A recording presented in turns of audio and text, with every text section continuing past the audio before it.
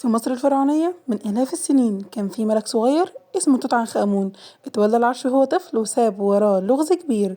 كنوزه ومقبرته وأسراره خلت العالم كله يتكلم عنه. أهلا، أنا أماني، ودي قناتي للمهتمين بالقصص التاريخية.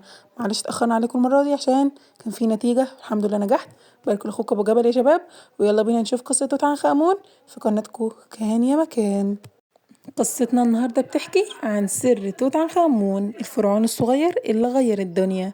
كان يا مكان في بلد عظيمة جدا اسمها مصر، وفي مدينة قديمة وسط الجبال اسمها طيبة.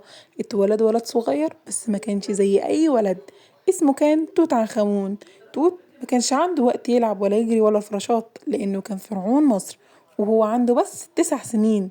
تاجه كان دهب وعرشه مرصع بالجواهر، بس جواه كان لسه طفل صغير عايز يلعب ويجري مع أصحابه ولسه بيحاول يفهم الدنيا. بس البلد وقتها كانت محتاجة حد قوي يحكم، لأنها كانت متلخبطة جدا، لأن الملك اللي قبل توت كان اسمه الملك إخناتون. غير كل حاجة في الدولة، غير الدين والمعبودات وحتى أسماء المدن غيرها. الناس في الوقت ده كانت محتارة والدولة في خطر كبير.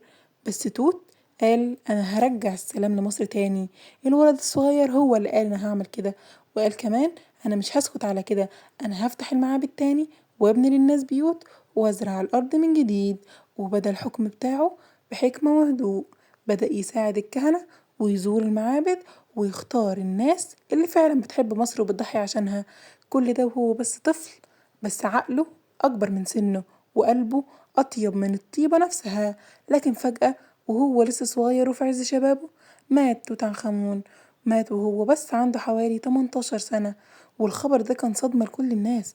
والكهنة حطوه بسرعة في مقبرة صغيرة في وادي الملوك.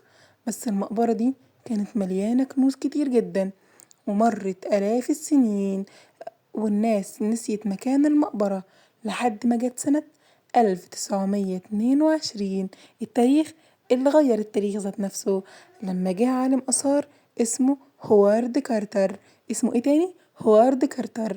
كارتر كان بيحفر ويدور في الرمل سنين وسنين طويلة، وبعدين لقى درجة أنا كده نازلة تحت الأرض، والدرج ده كان بداية السر الكبير.